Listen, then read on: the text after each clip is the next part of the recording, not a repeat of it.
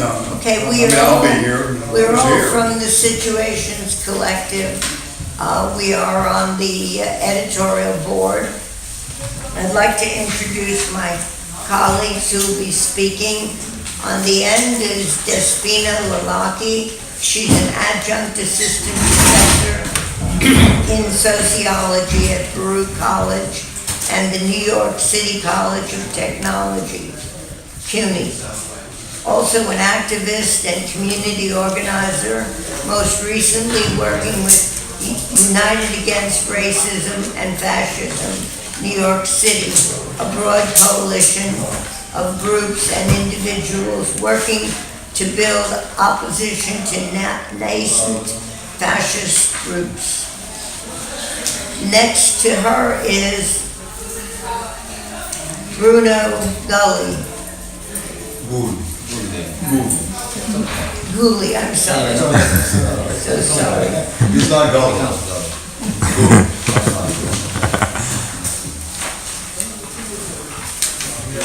Bruno is an associate professor of philosophy at Kingsborough Community College, CUNY. Before they begin to speak, I'd just like to do a little bit of an introduction to those that don't know that much about George Bataille. Bataille was born 1897 and died in 1962 in Belgium, France. His works include literature, art, philosophy, economics, sociology, and anthropology.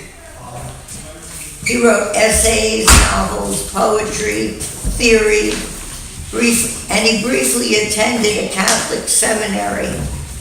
He later became a controversial, even somewhat satanic figure. Sartre described him as an advocate of mysticism. Bataille was influenced by Hegel, Marx, Mauss, de Sade, Kojève, and Nietzsche. In turn, he influenced Foucault, Derrida, Lacan, and Agamben's ideas of sovereignty. He was famous for his literature of transgression and pornography. After the war, he published his most famous work, a 3-volume work called The Accursed Share. The Accursed Share opposed scarcity and austerity with excess, modes of conservation with spectacle. For consumption, he replaced consummation, mixing waste with use. The Accursed Share, Volume 1 of a 3-volume work, was general economy. Bataille vehemently opposed any form of austerity as doomed to failure. Classic economic theory of capitalism is built on scarcity and must be overthrown, or the accursed share is destined to be spent on war and crises. Bataille favors luxurious spending without profit or use, as the building of pyramids or the Roman spectacles. Spending must be on arts and not on useful projects. Bataille would favor a Trump border wall, for example, if it were built of gold, ivory, and other precious metals. As a follower of Mauss the Gift, this would be fitting for Bataille. In overturning classical economy, Bataille also seeks to overturn ethics. Economies are based on economics are based on this, and here Bataille turns to Nietzsche's genealogy of good and evil. Volume 2 is devoted to sexuality and eros. In brief, Bataille applies the same principles of economy of use and waste to the economy of sexuality. Thus, he dismisses sexuality as reproduction and thus useful. Bataille asserts that sexuality is incompatible with thought, and eros is good because profligate and useless, wasteful and luxurious. Pornography belongs to eros in most cases. Finally, his volume 3 he calls the negative sovereignty of communism. Writing in the 1940s, Bataille says, today's sovereignty is no longer alive except in the perspectives of communism. He goes on to explore what communism ultimately means. There follows an analysis and summary of Stalin's views from 1917 to the present, 1947, for which Bataille has been routinely and severely criticized by Sartre and others. As he traces feudalism and sovereignty in Russia, some of the concerns are transgressions of sovereigns and the individual's sovereignty. The negative sovereignty of communism leads to the unequal humanity of men. And that's just a brief look at Bataille. I'll turn it over to Despina, who's now going to speak on capitalism. The most recent capitalist crisis bears all the characteristics of a widespread, all-encompassing social breakdown, economic, social, political, and ideological, what Gramsci described as organic crisis. Such a crisis entails a crisis of hegemony, since the ruling classes appear unable to work out the systemic contradictions underlying these recurring breakdowns. The widespread revolts we have seen around the world the past decade or so are a direct result of this organic crisis, and often the result of less boisterous, more placid processes of reflection, deepening of political thought and organization. Emergent counter-hegemonic responses may point to the direction of a new age, a historically liminal period. Thank you, Chris, for reading the first paragraph in the paper. The title, as Chris has said, The Age of Revolt and the Organic Origins and Counter-Hegemonic Responses. As I started sort of writing the short paper, realized that the direction was going more and the resistance and also the challenges that the various movements, the various revolts we experience around the world these days are up to, and not so much on the characteristics of those revolts and uprisings themselves, even though I will be making references to those. And the idea here, the discussion basically revolves very much around Gramsci's concept of the passive revolution, and on the other side try to explain the extreme center, how it sort of came into place, and how it sort of has created the environment within which these revolts and uprisings operate. So I might, if you don't mind, I'll just read again what Chris just read. So the most recent capitalist crisis bears all the characteristics of a widespread, all-encompassing social breakdown, economic, social, political, and ideological. Again, what Gramsci describes as organic crisis. This is a crisis of hegemony since the ruling classes appear unable to work out the systemic contradictions that underlie the recurring breakdowns of the capitalist system. The widespread revolts we have seen around the world the past decade or so, a direct result of this organic crisis, and often the result of less boisterous like processes of reflection, deepening of political thought and organization. Emergent counter-hegemonic responses may point to the direction of a new age, a historically liminal period.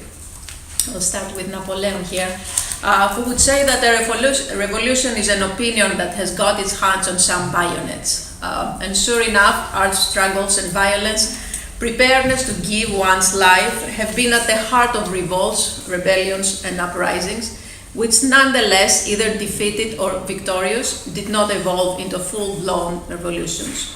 That is, regime change or the capitulation and collapse of whole socioeconomic and political systems. For a revolution to take place, a revolutionary situation must arise. In Lenin's words, the bottoms don't want and the tops cannot live in the old way.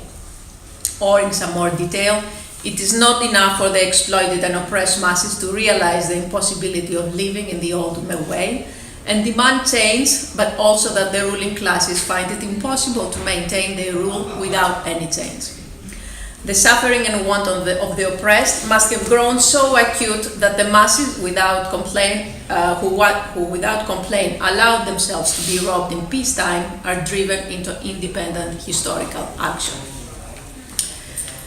So, symptomatic of any genuine revolution is a rapid, tenfold and even hundredfold increase in the size of the working and oppressed masses, so far apathetic, who are capable of waging the political struggle, weakening the government, and making it possible to rapidly overthrow it.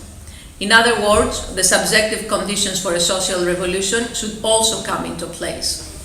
Revolutionary consciousness, the readiness and determination of the working classes in unity, organized and led, according always to Lenin, by the vanguard party. Capitalism and its neoliberal variant is at the crossroad. The financial crisis of 2008, the rise of right-wing populism in Western Europe and the US, the Arab uprising, and newer forms of struggle on local, but also global, level point to that direction. The financial meltdown has revealed the structural instabilities of deregulated capital flows. The tendency towards increased authoritarianism and obsession with security shows the limits of the institutions of bourgeois democracy to absorb mass discontent. An organic crisis, one, I think, would agree that is underway. At the same time, popular revolutions as the Arab Spring, movements such as the Indignados, the Aganektismeni in Greece, Occupy Wall Street and Gezi Park protest in Turkey, or more recently, the Yellow Vest in France, suggest that people are awake. The objective and subjective factors, and may not all agree on that, appear to be in place, or at least in motion. The old appears to be dying, and the new is having a difficulty in being delivered. What are these movements and uprisings up against, however, and when not outright counter-revolutions, as in the case of Egypt? It is primarily up against a more subtle and quiet revolution that these movements and uprisings are. A passive revolution that works to restore and reorganize class power, a revolution that includes revolutionary elements, in the sense that transforms the social relations of production, for instance, and restoration. That means maintenance and continuity of power structures without significant subaltern empowerment. The process is led by the state, which replaces social groups in leading the renewal process and is most often tied to key events such as revolts, urban riots, and so forth, that serve as punctual moments in history. The concept, developed by Gramsci, of course, was employed to capture various revolutions from above in different historical times and places, including early 20th century America and Fordism. In this case, it refers to a generalized means of statecraft in the expansion of capitalism, but with pacifying reforms which were themselves a response to pressures from below. During that time, the threat of communism and the Bolshevik example forced governments to take reformist steps to absorb working-class radicalism through limited means of wealth redistribution. In this sense, the revolution of 1917 had served as another key moment in history. For most of the Western world, this new era of passive revolution was experienced as a relative progressive development, largely exemplified by Keynesianism. This served to counter discontent and expand capitalism while offering limited consensus to the working classes. It offset more radical demands without offering, however, meaningful political inclusion or economic justice. This compromise between welfare state and capitalism was short-lived, of course, as Gramsci had anticipated.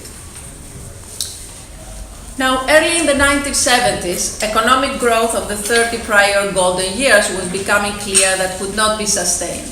At the same time, protests and urban riots pointed to the direction of a troubling future for the capitalist democracies of the West.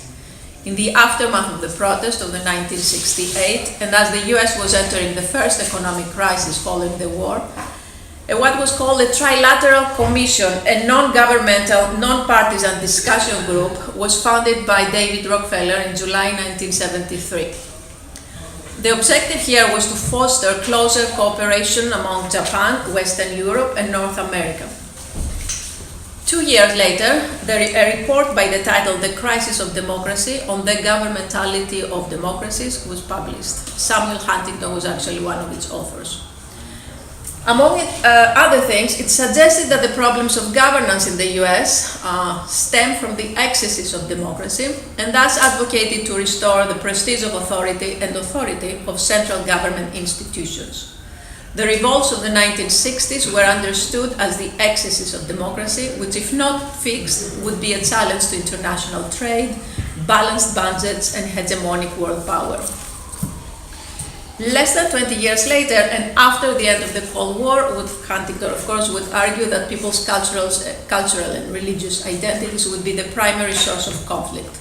This was meant to be a post-political era where the possibilities of parliamentary democracy were gradually transferred to technocrats and political experts.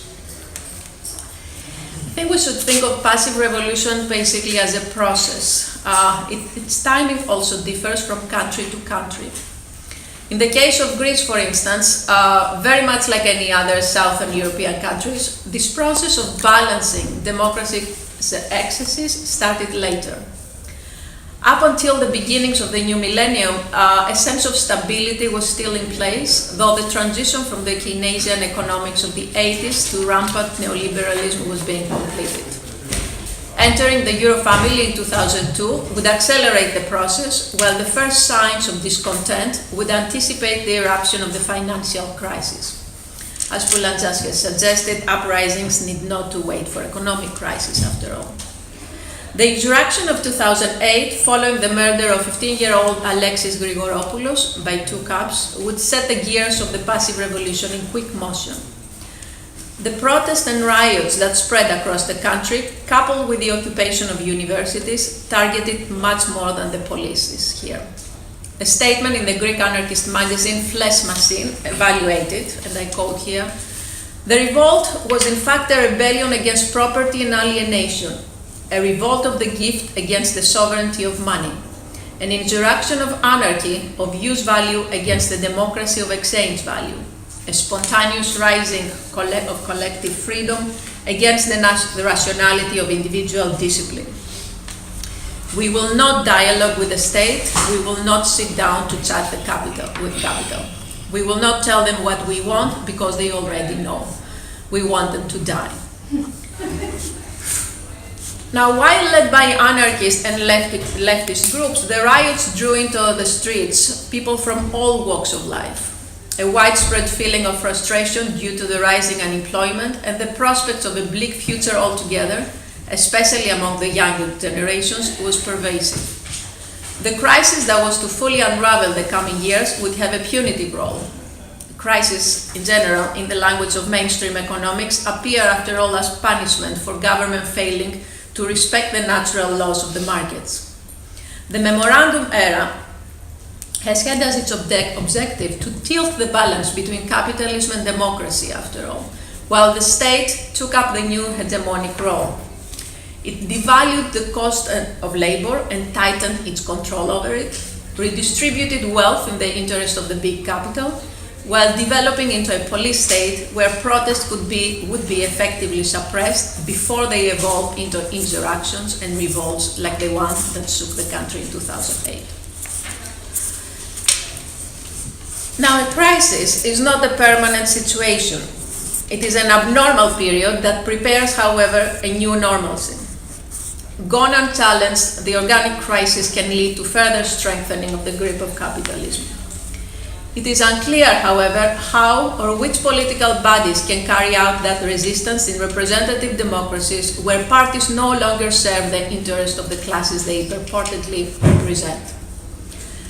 The extreme center, a notion coined by historian Pierre Serna in his seminal War on the French Revolution and most recently popularized by Tariq Ali, neither left nor right, as Macron most explicitly had cast his candidacy, vows to defend the freedom of the markets as well as those of the people, to impose an austere diet on the bloated public sector, while also investing in the environmental, health and agricultural sectors, as Macron again promised during his campaign. Unrestricted by utopianisms and political ideologies long vilified by their detachment from the realities of the present, or worse, for totalitarian tendencies, the extreme center swears to pragmatism, fiscal responsibility, and public order. Democracy, as we know it, is effectively suspended, especially in states like Greece, Portugal, or Spain, and others, which have been turned into debt-collecting agency, Italy, which have been turned into debt-collective agencies on behalf of global oligarchy or investors. Political parties guarantee that electoral pressures will not disrupt the markets, setting them free from political interference. International institutions such as the European Commission or the European Court of Justice guarantee that the decision centers have been moved from parliaments to non-elected bodies. Resistant policies or any action to improve the political, social or economic order is alleged to result in the exact opposite of what was intended. Attempts at social transformation will produce no effect whatsoever, will simply be incapable of making a dent in the status quo. The cost of the proposed reform is unacceptable because it will endanger previous hard-won accomplishments. This is the reactionary repertoire, actually, according to Albert Hirschman. Perversity, futility, and jeopardy, fully employed by the extreme center that works to discredit politics as disruptive, ineffective, and even counterproductive. What is, however, the extreme center, and how did it emerge as the uncontested, though terribly fragile, victor of the end of the history? Following the Cold War, a critique of totalitarianism equated with Nazi terror and Stalinism was employed to legitimize the emergent neoliberal order and immunize the ideological goals of liberalism against both fascism and communism. In several Western countries, this totalitarian debate had already started in the 1970s and coincided with the crisis of Marxism, allowing the conservative turn of a significant section of the left intelligentsia towards a quiet, conventional form of classical liberalism, or even of anti-communist conservatism. That being said, the Marxist critique of totalitarianism as universal reification and the transformation of instrumental rationality into social and political irrationalism had nothing to do with the defense of classical liberalism and the equation of communism with fascism and totalitarianism. The Conservative Revolt of the 1980s wore the habits of anti-totalitarianism and human rights, disconnected, however, from social and economic justice. The discourse of violence, espoused with an aggressive historical revisionism, has been further employed to discredit political resistance, defined as potentially violent and fundamental opposition to the existing order. Along the same lines, anti-fascism, for instance, has been equated with fascism. Liberal anti-totalitarianism is prone to portray movements and activism against the rising tide of extremism as violent, non-dialectical, and authoritarian. The European efforts, largely initiated by the Baltic countries most recently, Estonia, Latvia and Lithuania, to establish the 23rd of August as a day for the commemoration of the victims of Stalinism and Nazism, for instance, observed since 2009 by the European Commission and the European Council, and adopted by law in 9 European countries, that's Estonia, Latvia, Lithuania, Croatia, Slovenia, Poland, Hungary, Bulgaria, and then Sweden, has as its target not merely historical memory, but social movements of the present. At the same time, whitewashes fascism while relativizing and lightening the stigma attached to the ultimate evil of Nazism. The extreme right is an integral part of the passive revolution, working alongside the state and the neoliberal center. In its neo-fascist version, the extreme right turns against the liberal representative democracy with violent means. In the case of the post-fascist parties, which have left behind the interwar nostalgia in favor of an agenda that focuses on law and order and immigration, the attacks take the form of undermining their representative democracy from within. The rise of nationalistic, xenophobic, and in some cases Nazi-nostalgic parties in the mainstream politics of Europe point precisely to that direction. Now, since the pressures of international financial capital and its subservient elites continue without a doubt, with the same if not greater intensity, new cycles of social mobilization and resistance movements pick up again. The Yellow Vest movement, the most recent events in Algeria and Sudan, I think, are indicative. There are no roadmaps, however, as to how the revolts of our times can evolve into full-blown revolutions that could reverse the destructive path in which we are.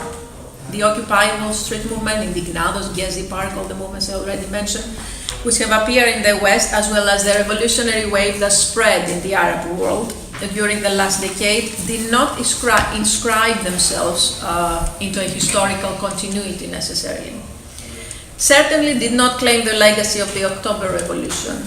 They were compelled to reinvent themselves. Their freedom and creativity is promising, but their ephemeral character is alarming.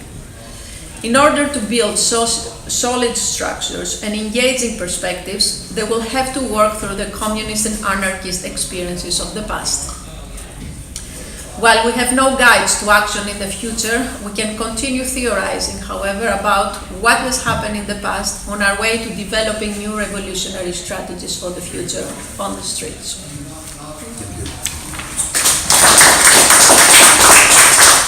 Thank you. Next to speak, and I apologize for mispronouncing your name. No, Professor that's the American one. I mean, Gulli. It's the they say American. Galli here all the time, don't worry. In Italian it's Gulli. Gulli. Professor Gulli will speak next.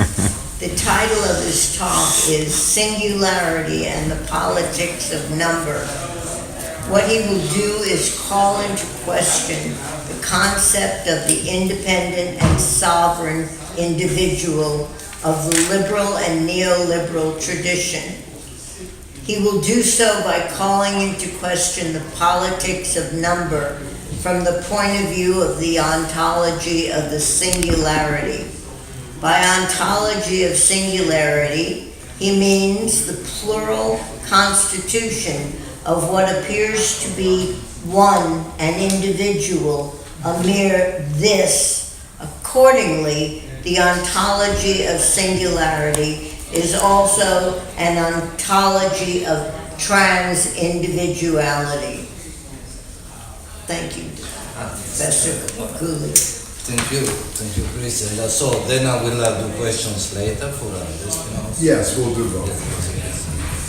Well, I mean, my talk, is you, Chris, anticipate would be different from your great talk, but it will be more than about politics as such, right? Maybe I said the ontology, let's say, of a political ontology. Okay, so it is based. I don't have a paper to read. I mean, I will have many things, but it is based on my research current research right now, the book that I'm writing. So the title is almost the same as the title of the talk. It's only singularities in the plural and the politics of number. Okay, so what that means, again, in the book as well that I'm writing right now, one of the main theses is precisely this of calling into question the notion of the independent sovereign individual of the liberal and the neoliberal tradition. And again, so I do so by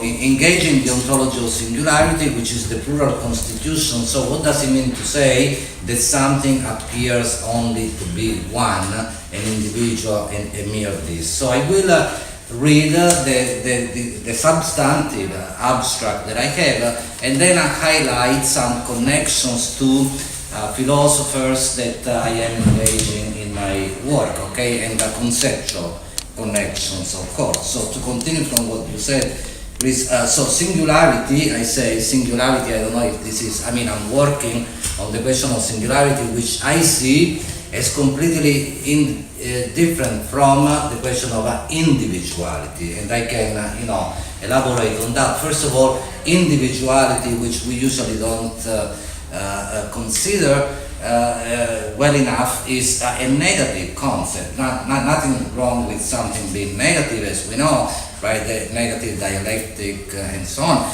But it is the individual is the negation, first of all, of the individual, right? And so, and there is a claim that can be made that the individual, which is a word that we don't use that much, but it was certainly used in medieval philosophy, but even today, even Deleuze, of course, uses the individual rather than individual, which is not the individual, it's the negation.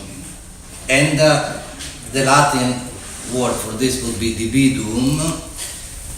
But the thing is that, individual seems to be, let's say, even in a dialectical sense, the negation of the first position, which is the individual, right? And then we have today, increasingly, I will talk about that as well, and I will speak about that a lot in my book also, the trans-individual. I don't know if you are familiar, I can say more about this concept, which is a great concept, trans-individuality. And let me make here the first reference to one of the philosophers I use. He's Gilbert Simondon, philosopher, sociologist, right? Who basically he coined the concept of a trans-individuality, trans-individual, and he spoke about trans-individual individuation. Now, the question of what individuation is, first of all, it's a very long question in the tradition of philosophy. Certainly, I can say a little more, but we understand what individuation is what makes something the something that it is, what makes this, and that, right? Something is individuated as such, okay? So, and it comes from the tradition, for example, in the Middle Ages, the philosopher Jan Duns Scotus, the great philosopher, right, in the tradition of metaphysics, who also theorizes the univocity of being. He has this great concept called thisness, echeitas in Latin, right, which is precisely what makes this rather than that. Although this is something that goes back also to the Greek tradition. Aristotle, in other words, has, of course, had already spoken about that, right? So, but in any case, to go back to the question of trans-individual individuation, the way Simondon then formulates it, is the idea that precisely, that there is, first of all, a process, a constant process that goes from pre-individuality, from the pre-individual, which is a plurality of moments, a plurality of elements, into the trans-individual. So the individual, if anything, the individual is only a stage, right, in a process of individuation, right? I don't know if this is clear. It is a moment in a process that never ends of individuation, right? So what really then counts is the trans-individual. Now, my claim, I'm working on this, is that actually we should perhaps think about a different concept, which is what I call the trans-dash trans-individual. Because if the individual as such doesn't exist, if the individual is, largely a fiction of political thinking, of a political ideology, again, it's the liberal tradition that gives us this sovereign and independent individual, then, it seems to me that logically we can say that we really don't really have the trans-individual, but the trans-individual. Basically, what seems to be an individual is actually a individual, part of a greater, if you will, whole. Even today that people speak so much about machinic assemblage, right? The idea that we are always with others. It's not only other people, but the machine, especially in the digital age, right, of technology, the machine, we are always in this kind of, assemblage, right, of which we are only a part. Okay, so I can elaborate on that as well. So it would be this trans-individual, which is really the same, I try to say, as a singularity. So the singular is a concept that might very well replace, and this will have political revolutionary implications, I believe, because we have to really change also the culture, the language of politics in the thinking about this. This would have great implications. So I say that it is the singular that we should keep in mind rather than the individual, or even the trans-individual. Although again, trans-individual is not at all a useless concept. The idea of this, I don't know if I can make more, I can give some more examples about this. One, the first, then I will make some references later, but I always find fascinating the parallel that can be made between this relatively new theory of the trans-individual with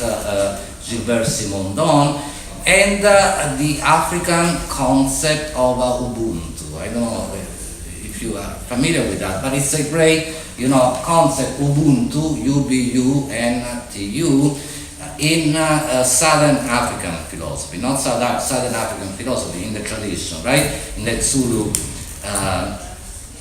language culture, means I am because you are. A person is because of and through the other people, meaning that this fictional, this independent and sovereign individual of the tradition that modernity gives us is precisely a fiction. And again, is that clear? Should I say more about this concept of Ubuntu? Yes? Yeah. What should I say? Well, it is precisely, is one way of understanding the trans-individual, or what I call the trans-individual, even outside of, the developments that we have in modern contemporary philosophy, precisely with Simondon. What I mean to say is that the reality, the conceptual reality of something that goes beyond the individual, something without which, a structure, let's say, a process, a structure, without which we could not even think about the individual, is there, has been there even before before Simondon, formally formulated a theory about this, right? Again, Ubuntu is just one concept. You can check it, you can look it up, but even in so many traditions, if you will, in the Buddhist tradition, we have the idea of the trans-individual.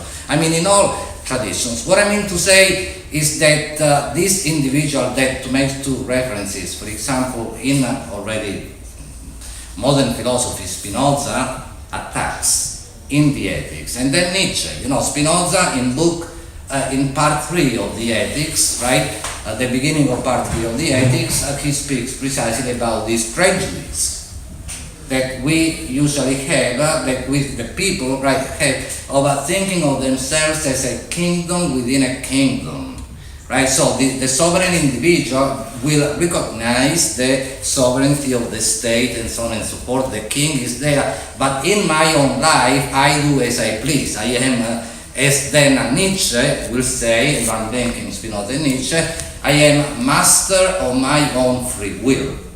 right? And both Spinoza and Nietzsche say this is false. This is fictional. And yet we do believe, right? I mean, Peter, because I know that I always think about your critique of the liberal, right, concept of the individual. I mean, but it is precisely this, right? I mean, when we believe that we are, this, that we are masters of our free will and that our actions are completely the result of our free choice, we are largely mistaken. We are very often mistaken. And this is, again, since I mentioned Spinoza, I spoke about the beginning of part 3, but the whole, appendix to part 1 of the Ethics is all about that. Or part 4 of the Ethics in Spinoza, which is about human bondage, right? So the question of the emotions. Now, to go back, and I'm sorry about some confusion, but to go back to something that I said before, this pre-individual stage of this multiplicity, right? Multiplicity, this plurality of what we are at the pre-individual level is precisely given us by the emotions, because we are emotional affective beings, right? So, and there is this almost turbulent, right, tumultuous situation in which the emotions then ultimately make us what we are. So very often, I mean, to go back to Spinoza, very often we, know what we desire, but we don't know what the causes of that desire are, right? So I mean, this is very important, right? Of course, in Spinoza there is also a path into freedom and liberation, then in part 5 of the Ethics, just like there is in Nietzsche and many others, okay? So, but what I want to highlight again is the importance of changing the language, not for a terminological, for the sake of terminology, but for the sake of being conceptually more clear and therefore for ultimately being able to change reality. Because I mean, like what you were saying about before, about they know already what we want, them to die, right? I mean, and, but the question is, of course, this is well known, and in order to really be able to bring about some fundamental change, we have to go, and if I may, as Marx says, to the radix, the roots, right? That's the radical move, okay? So, I mean, I hope that so far what I said was not too, confused. So what I say is the singularity, therefore, is not, as we might think otherwise, the result, you know what I mean, of a process of individuation. I hope that this process of individuation is clear, whereby something comes to be individuated as such, okay? I said singularity is not the result of a process like, a fixed moment at the end that never changes. I mean, everything keeps changing, right?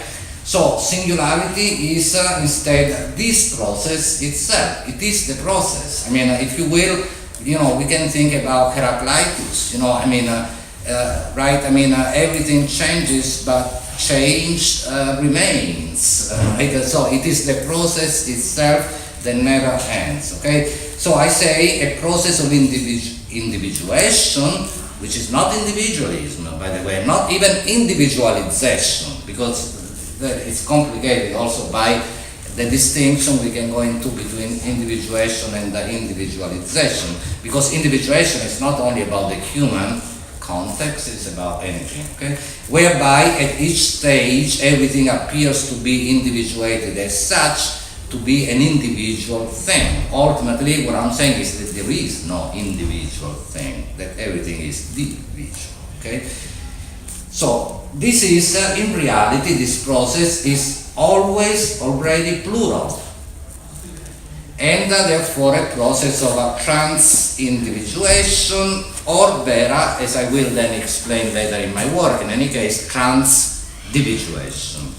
So for now I can say that singularity is the name for this process. It is this plurality which inevitably takes on the appearance of one, and then two, three, and so on and so forth. And this is the politics of number that I'm addressing as well, which is, even if we want to make a reference, say, to Kierkegaard, how ultimately in the crowd and so on and so forth, that human beings then become numbers very often, okay? So I am one, and then there is another one, and so on and so forth, okay? So the quantification process, okay, that makes, of course, much easier control from on the part of power, and let me say biopower, particularly today, right? That's made much easier by this quantification. So, but singularity is plural in its very constitution, in its concept and unfolding, namely in its ontology. Singularity is never simply one, this one, and then another one, a second, and a third one, and so on. Singularity is not this one, but I say it is rather thisness with no one. I don't know if this is clear. I mean, I can elaborate more. So what I mean to say is that to reduce anything, and certainly in the human sphere, in the human context, to being one, that this is the act of of violence, right? That it is in the reduction to one there is much, there is missed, there is no longer there of the singular, singular plural experience, if you will, of what we are. So it is less, I say it is always, this reality is always less or more than a number, although it always appears and becomes fixed. And that means to say, to become fixed as a number, as one, means to become also normalized, right? The process of normalization, of which, of course, Michel Foucault speaks so much, and then, we can make the reference again in relation to biopolitics, right? To be normalized and stigmatized as one. You are this one and nothing more, right? I mean, so, and this is the politics of numbers. So I say the singularity is not even a borderline concept. It is not borderline, although, I will go in my book into the concept of the threshold, which is so important. But I say it is not a borderline concept in the way in which sovereignty is, right? I mean, both Carl Schmitt, right, and then George Agamben, right, they highlight this aspect of sovereignty, the sovereign as being, right, a borderline concept, right? But I say that singularity is a trans-conceptual reality, which provides really the matrix for this order. I mean, like in the sense, every order is ultimately a disorder. Okay, so and it is really the ground, if you will, for a difference without identity. The question of identity, the politics of identity, that is so confusing today. But of course, identity is difference. Difference is identity, and there is actually the trans-individual and the singular is difference without identity, because identity is ultimately always identification. And what we usually overlook is that identification is the making of something identical, which is different from something being identical, right? I mean, that's always the case. I mean, I don't want to, but of course, when I say that I am asked to identify myself in this IFY, there is always the making of something, right? Verify, to make truth, to make clear, and so on, to make myself identical. If I make myself identical with X, that means that there is a distance, a gap between me and this X with which I identify myself, right? So we rather at the level of the singular, we stay at the level of difference. We are always different even from, I am different even from myself. I mean, because the plural constitution of what I am remains there all the time. So, so it is relations. Then I will also deal with the question of subjectivity. We can speak a little about that as well. I am actually going to call into question the concept of subjectivity. So I say that there is actually, we can think of a difference without identity, relations without a subject. That basically we are relations, so the making of a subject, subjectivity even is a problem in many ways, and I can say why. So being with, to be with, being with is always there without number. Right, let me say a few more words about the question of the subject, because I don't know how much time I have, so I anticipate in a sense something I was going to say later, but the concept of the subjectivity, right? And of course today many people say correctly that, they speak about this production of subjectivity, right, starting from Foucault, and we know that the preposition, right, of, the preposition of can be understood as having a twofold function and conveying a twofold type of meaning, right? I mean, active, passive production of subjectivity, meaning the subjectivities are subjected to power and they are produced by power as such, through the process of institutionalization, normalization, and so on. But it is also active in the sense that the subjectivities produce themselves, right? And this is actually very interesting because this is also, I mean, people who work about the question of, say, the border, like, Etienne Balibar, Sandro Mezzadra, and Brett Nelson, they say how, even the migrants, the refugees, and so on and so forth, that they are not to be seen simply as the victims of, something, but it is also, that, and this is very important, that there is this capacity of producing themselves, right, I mean, their own being in a different way. So this is, the production of new subjectivities, okay? Okay, fine. But the only thing that I say, the only problem I have is that maybe it is no longer of subjectivities that we are speaking, but of singularities, okay? So I leave that there for now, but what I mean to say is that I'm calling into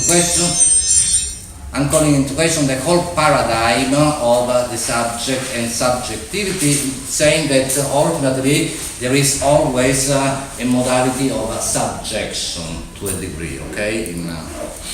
All right. So then I say essentially I will use this ontological notion of singularity to deconstruct the myth of the independent individual and address the general theme, of the panel, which is really the myth of scarcity and so on, and also the question of the real wealth in Marx, right? The real wealth of communism that Marx speaks about in the Grundrisse, right? And where real wealth is time rather than, of course, money and so on and so forth. Okay. So in any case, I made the relation, the reference to Spinoza and Nietzsche, already speaking about the sovereign, independent individual, the fiction. Do I have a few more minutes? Can I, please? Can I say more? Or maybe I said too much. Chris has already gone to her computer Okay. to get the subjectivity. Right. No, go ahead.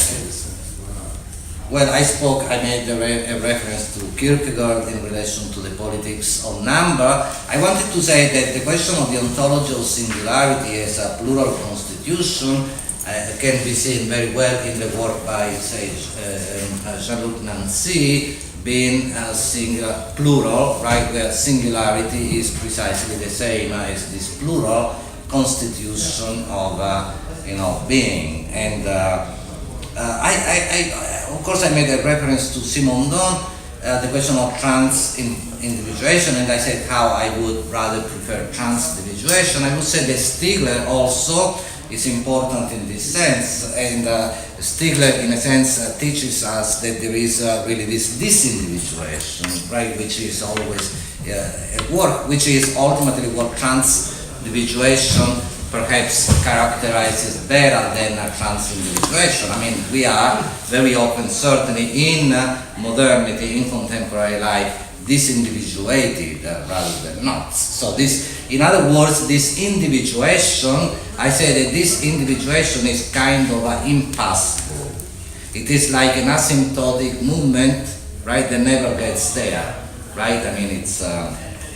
And of course, this links also very much, very importantly, to the question of technology, about which I can say a little more. But again, I don't know if should you want me to say more?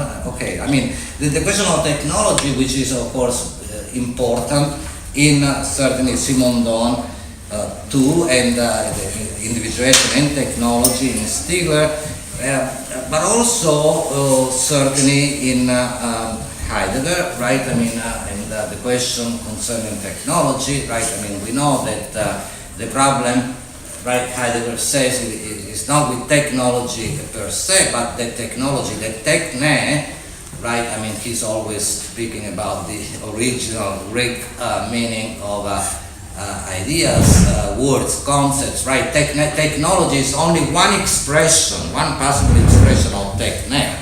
I mean, he claims that techne was the same as art. Art was also techne. Not only that, but even more importantly, that techne is ultimately a type of, it is right linked to, intimately linked to, and a type of physis, right, which is the word for physics, for right in Greek, for what we translate as nature, but Heidegger says it is not nature, really it is the self-arising. It is that which arises by itself, right? So techne, physis, then poiesis is also for Heidegger related to this.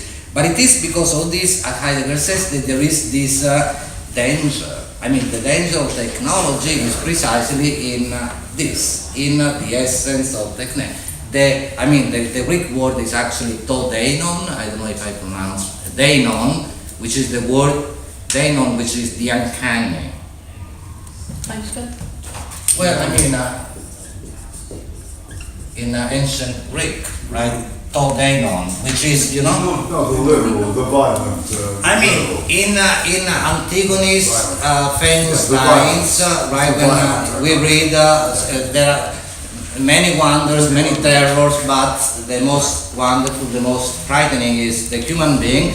The most frightening, the most dangerous is to deinon, actually in the plural, in the Greek, in the Antigone. But Heidegger makes so much of this term in a great book by Heidegger, lectures on Hölderlin's in the Easter, which is, I believe, one of the greatest, right? I mean, he has a reading of Antigone as well, in which he says that's where the danger is, because it is, and actually the German word would be, let me see if I remember correctly, yes, unheimlich, heim would be home, right? So the unhomely, the unfamiliar, but it is this unfamiliar which is the threshold. I mean, ultimately. Ostromy and Russian.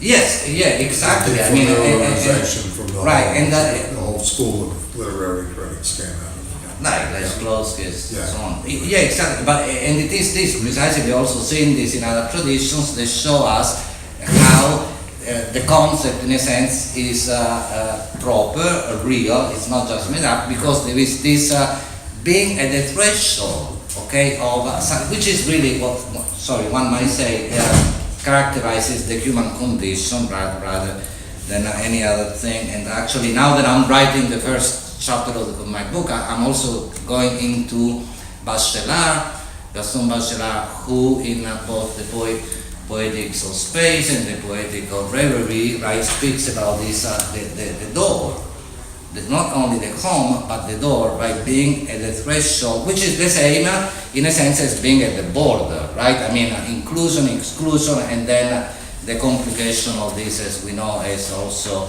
being included as excluded, and so on. So, but in any case, this is really what the danger is. This is where the disindividuation also happens. This is where the impossible individuation, whereby, once again, this individual, this independent and sovereign individual of the tradition is largely a fiction. I mean, I could say more. I mean, I spoke about the concept of Ubuntu. Questions. Yeah, one thing only. What I want to say is that this, calling into question the individual of the liberal tradition as independent sovereign has, implications in so many I mean, so many traditions. You know, I'm thinking now of the way in which Eva Kitei, a philosopher that I often mention when I write. You know, I use her book Love's Labor. You know, I don't know if you are familiar with this book, Love's Labor, Essays on Women, Equality and Dependency. She says the same, right? I mean, and the whole feminist and feminist Marxist tradition, right, in calling into question the notion of the myth of the independent, right, individual within the patriarchal system. That's the same idea, right? That it is false, but as we know, with Hegel, the false is also true, right? So I mean, it is not only that something is false, period. There is a degree of reality. Okay, so yes, and just one last thing that I'm also reading this, that I use this great book by Paul-Antoine Miquel on, it's an essay on the relation between the human and the biosphere. And he also Love and Fire. Right. That's the title.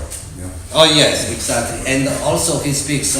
This is a link to Bataille as well, and the notion of excess and so on. The notion of dissipation is, a way of the notion whereby an open system, right? The open system that then nature is. He goes into get. Lucretius, on the nature of things, the idea that the universe, the multiverse, right, is an open system. Again, it goes back to this idea that individuation as such is impossible, let alone the making of an independent and sovereign individual, right? So, I mean, that's my thesis. Basically, in a sense, we might say that we are all fragments of something. Okay? Thank you. Sorry for the length.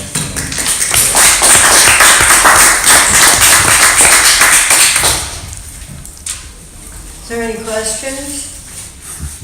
Yes. Well, I have two questions, one for Desna and one for Bruno. For Desna, the question is the following. I mean, we tend to refer to neoliberalism even in its current aggressive form as passive revolution. But I still wonder whether we have reached a threshold when there's not even a question of a passive revolution. A passive revolution in the Gramscian sense still requires some form of representation of the subaltern, some form of they gain something. They don't gain it in a revolutionary way. They gain it. The cost is disaggregation and passivity, but at the same time there are some concessions made. I mean, the crucial question today, I think, in the current conjuncture of organic crisis and a slightly post-hegemonic ruling class, not really caring about these aspects of hegemony, I think it's something more aggressive. It's more like a certain case of a very a kind of Caesarism. I mean, Cedric Durand has called it a bureaucratic Caesarism in the sense of it had European Union in mind, but it's not. It's a Caesarism without a Caesar, but it's a kind of an extreme situation. That's my question on that, because I mean, passive revolution in certain cases would have been positive now. It would have been passive revolution. Positive term. If you look at the European South, it means that something people would get something out of it. They would lose autonomy, but they would gain something. No, they don't gain anything. And well, I found Bruno's presentation really fascinating. I think that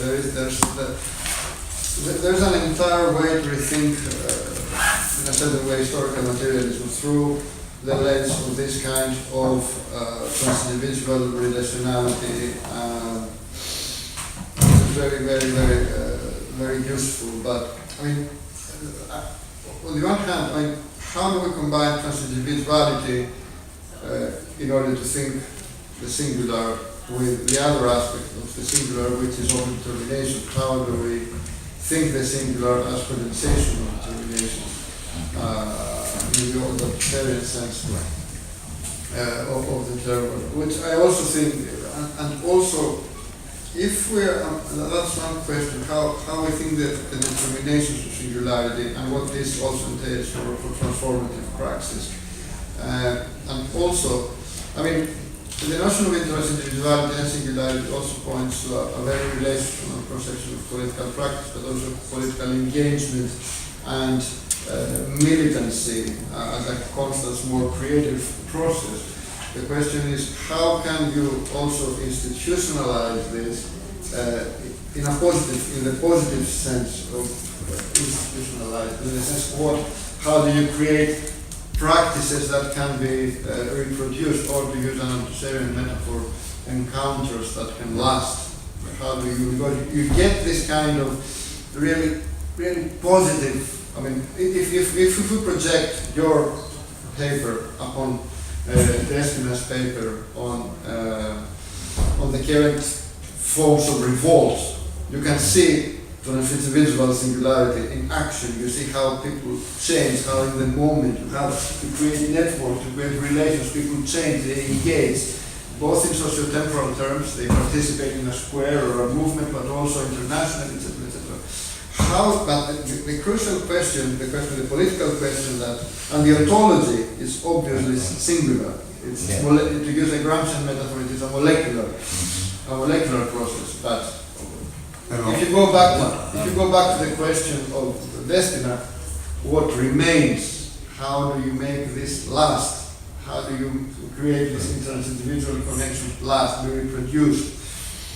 So in order to be a coherent political project and a process. So that's my question. And just to extend what Panagiotis is talking about, I think that, Guattari's notion of the molecular revolution is very important here. And maybe instead of using the language of the connections or relatedness, you could use the language of relay and networks in a certain way. In terms of the Deleuzian moment as well, in terms, since you're going back to this kind of, notion of the singular from Don Scotus forward, and but if I may, but maybe I want to reply first. Sure. But if I just quickly, because I mean, and again with a book that I am using as well by Gerald, I believe, Browning, a German theorist, a philosopher, which is called Dividuum, right? And then molecular revolution. I mean, he gets into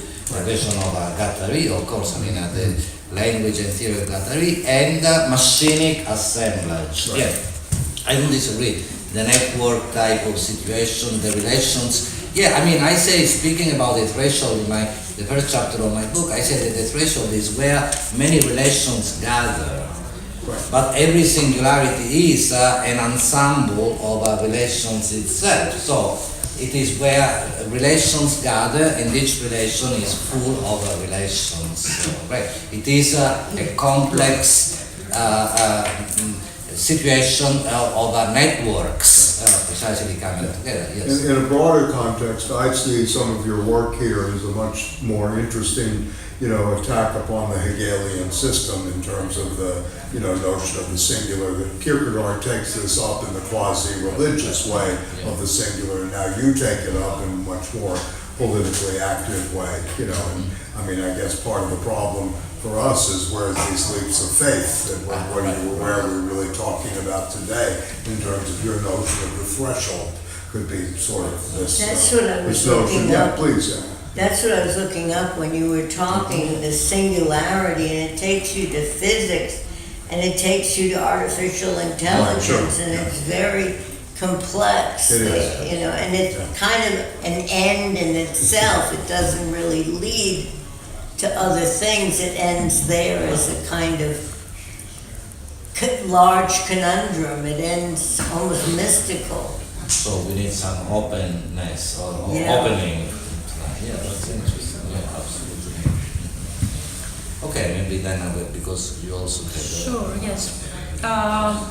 Yes, in response to your question, Sotiri, like I think it's precisely like the role of the extreme center here to sort of like maintain on the one side the kind of like an illusion of some sort of like still representative, pluralistic like democracy in place, and on the other side, of course, to discipline and pacify the masses, pacify the discontent.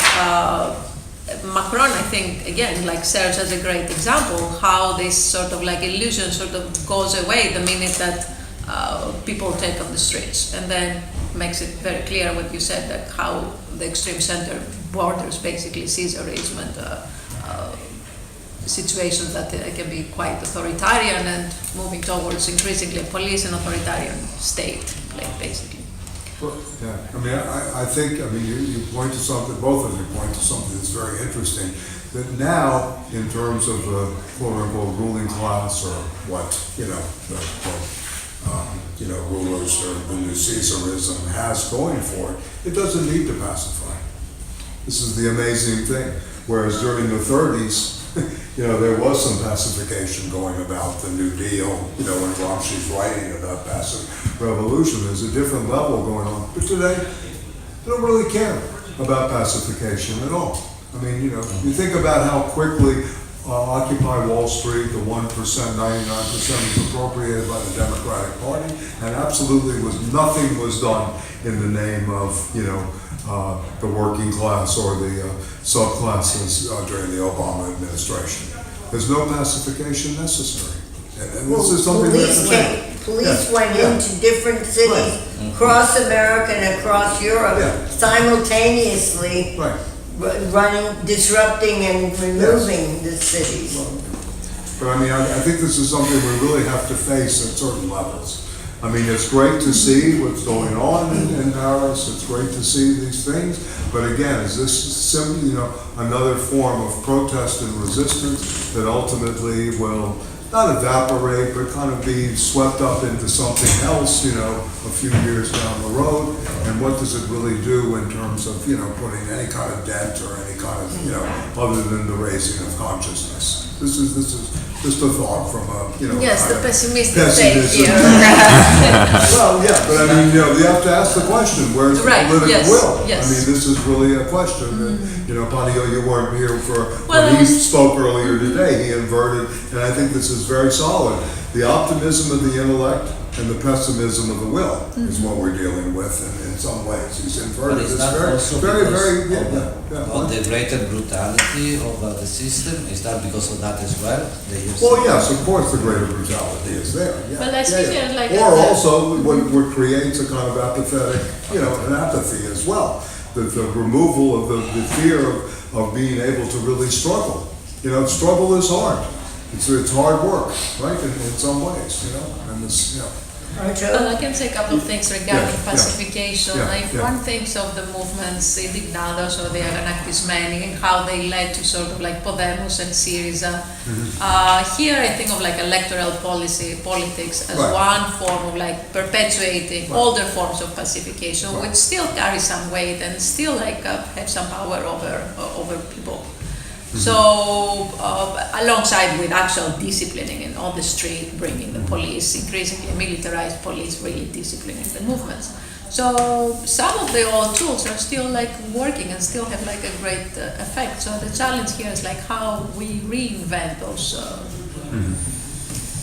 politics, or if we can abolish them altogether, or sort of replacing them with new mechanisms. I don't know. Yes, sir. Bruno's really fascinating thing. It made me think of kind of a more vulgar use of the word singularity, which comes from people like Ray Kurzweil, capitalist, and people that are considered a little crazy, but also maybe dangerous in the sense that they, Kurzweil defines the singularity as sort of the overcoming of death. So like if we think of Heidegger, so now there's an entire thread of kind of wealthy and thus influential capitalists who do think about the political in that sense, who associate the concept of the singular with the overcoming of death, and thus the overcoming of concepts like subjectivity, and because you won't need to worry about that, and you don't need to have a conception of the political, because once you overcome death through the techno-scientific, Galilean kind of machinery of capitalism, then we sort of become one with matter. So it's kind of like at best, you can interpret it through like a Spinozist notion of matter in a kind of a very simplistic way. And I wonder, like, your kind of rewriting of the notion of the individual as sort of a myth, because we're actually they mean the individual, and then of course the singularity is sort of the plural, and like some kind of a state of anarchy, like some kind of that could be kind of a very important political weapon from the left against increasingly kind of dominant fantasies of the singular as the overcoming of the political through the overcoming of death and the questions that come out of that. So I thought that would be another level on which your book could be used in a polemical sense to sort of deconstruct the notion of the singular that comes from people like Kurzweil and a lot of the, like Peter Thiel, and sort of the humans that solve the problem of life. Okay, and so also in the computer technology language, maybe. Yes, it's huge. Yeah, because it's a big movement. Because we need to Big confront movement. This is Palo Alto language. No, I know, but that's why my attempt is rethinking, rewriting. Dismissing individuality, rewriting singularity as an open thing, and that would make your important objection. Difficulty, because singularity is, and that is what Jean-Luc Nancy says in the book, is already plurality, always already plurality. So it's not the singularity, of course, that we have in the Middle Ages. That's important too, but it's not, because that is still the result of the process of individuation. Thisness, what makes this. No, this is this and not this. And it is, a plurality of possible things, the threshold where relations always gather. Encounter, you said encounter, but I use this, So, it would be an open system, if you will, and so it would go beyond that. Certainly it would be a different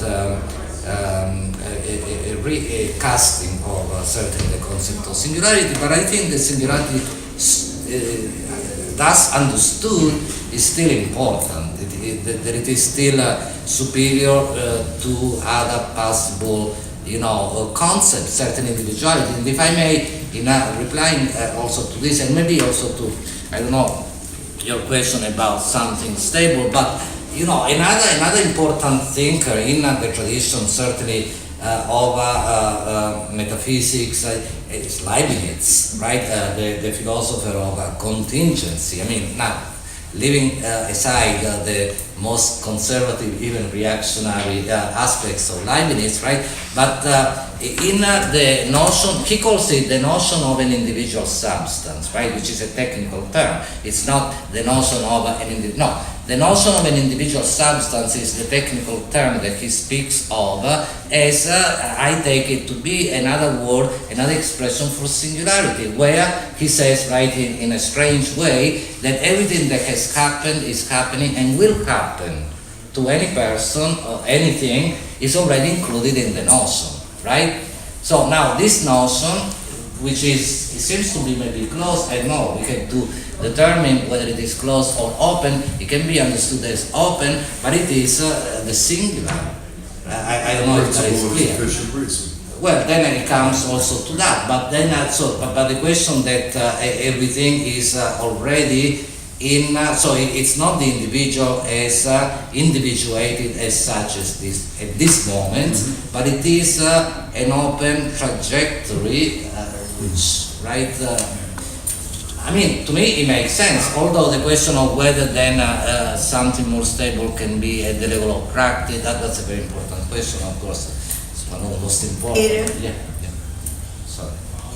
Yeah, it seems to me, Bruno, you're now very close to Jacques Lacan with your notion of the trans-individual, in the sense that for Lacan as well, the real subject, let's say, is that which is beyond all the particular identities. It's not the combination of identities, but that which lies beyond. That's what cannot be represented, and I think it's a very interesting Right, and he uses So the maybe I'm gonna terminology of the From a different standpoint, coming The from a transhuman, traditional, position. But when you discuss individuation in numbers, it reminded me, of course, of Jean-Paul Sartre and the question of seriality. Seriality, yeah, Seriality, absolutely, which yes, obviously is, and I think maybe this is one way Yeah. to connect with what Despina said, especially to this question of the lack of pacification. Right, This yes. is the case, because we can ask the question, what forms of resistance are in fact mechanisms of seriality? Because you mentioned, for example, elections in that sense. And we can say, okay, electoral politics today fundamentally is part of the practical inert. It functions to reproduce the existing situation. There's no need for seriality. And then we can maybe use that to look at forms of protest. When you are marching down the street of Central Park West, are you there as a group, or are you serialized as one, as a member? Right. Because it's a very serious problem. That it might be the case, for example, that the participation in what is termed resistance is in fact a mechanism of pacification, a mechanism of seriality. And serialization by the police. The less people Under form will of become surveillance. being a revolutionary, an agent of revolutionary action. This is why also I agree with Michael about Anayotis' point earlier on of the pessimism of the will. Take a minute to think at least. This is one of the great lessons of Cornelius Castoriadis. Before you do anything, first think. That was, which seems obvious, but sometimes it's not so obvious. Rather than engage in repetition, stop, think, then we try to figure out, what is the appropriate course of action. But on the other side, I'd like to take again a more optimistic approach to that, discussing We're trying to protest. give Panayotti a lot of currency here. No, I'm just saying, since he's a guest, yeah. Discussing like protests and so forth. If you think like the numbers of people that have never participated in a process like that, one might think that it is a way for them to resist, to come out of that pacified situation they know themselves of being so far. So I guess. Well, I mean, that's an empirical, you could say it's empirical. yeah, I'm not an empiricist, Yeah. but the empirical evidence so far is that it has not worked like that. We don't see, for example, even vis-a-vis someone like Trump, of which there were millions of people marching against. Yes, one has more examples. I mean, even in this country, like the millions of people took to the streets, and then the Iraq war, still. I mean, look at the media here. Right. The Mueller report is going to Right. do everything. We finally got Trump. They handed in the election, the Mueller report. Yes. I mean, already. I mean, if you really think about this, what's going on? I But mean, it's hopefully. possible that, Yeah. that also the inverse is true, that Yeah. at times the actual act, which may start at some kind of a serialized moment, Can actually create precipitates some an group encounter that identity. then others reconfigure into some kind of a rupture. So I think the basic anarchist notion is also important, like the basic anarchist notion of opening fire. I mean, it's No, and look, seriality is also a musical term, right? Where it goes to full dissonance, right? In a sense. So if you can push seriality to, produce your Well, but take on seriality in this, music yeah. is started as a moment of negation of Yes. what came before, which is the harmonic. Exactly. So seriality was music that was very, very reactionary in the sense that everything was pre-controlled, very axiomatic. The rules are already written, the choice of notes is established, and you just have a choice of sort of rearranging the notes of the available. So it's This almost goes back to impossible the new language beyond historical materialism, what we've been talking about today. And even vis-a-vis Bataille that I mentioned earlier, that someone like Bataille wants to stay away from this reduplication that we constantly go through too, as well. This is his notion, as you know, of the sovereign is one where he made the turn to Nietzsche, so no longer would he be trapped within reduplication, recuperation, or, reconciliation within the dialectic. We have to Right, this is- overturn yes. ethics in order to overturn the economy. Yes, that's true. Yeah, and the sovereign is that which does not serve. Yes, exactly.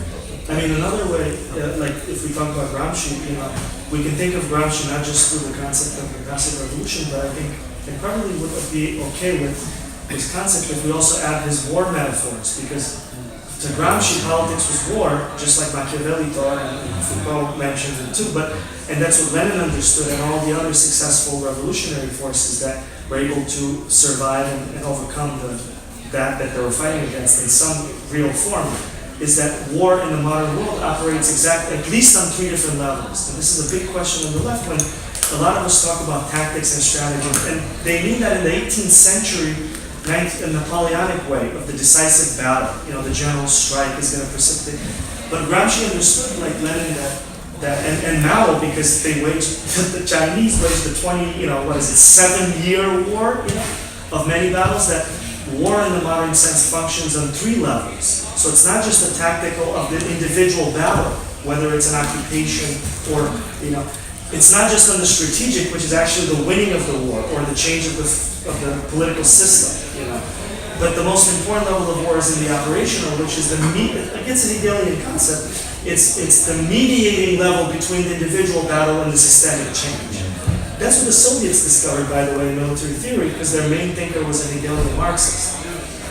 It's a long story, but it's a fascinating story. That's what the Nazi military did not know. So the Nazis fought war through the decisive battles still. They wanted to capture Moscow.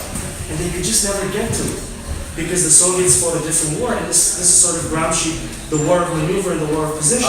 But there's an intermediary level of war that I think we on the left have not theorized yet and implemented, which is you have to be able to wage a series of battles long enough to force the others to give up. And I think that's the fundamental challenge organization. This is what you're working on right now. No? Yes. Yeah. But isn't that, comes to mind, because I also use, of course we didn't have time to speak about singularity in that sense, but wouldn't what you say, this operational moment, be a kind of schematism? I use schematism in the Kantian sense, right?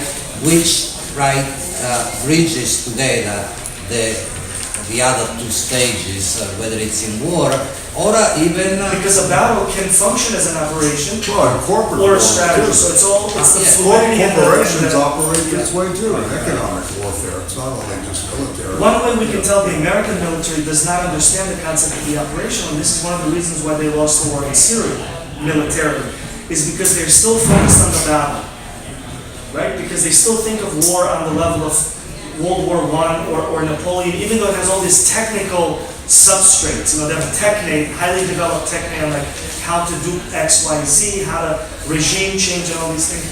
But they don't fundamentally understand that modern war, real war, operates on this other level. It comes to mind that even, of course, resistance, that what we were talking about before the distinction between, the people, right, the group and so on, and the civialities, that could make use of this operational I think so, moment, yeah. which If we is can understand what it again is, schematism, linking, Renoir's grand delusion.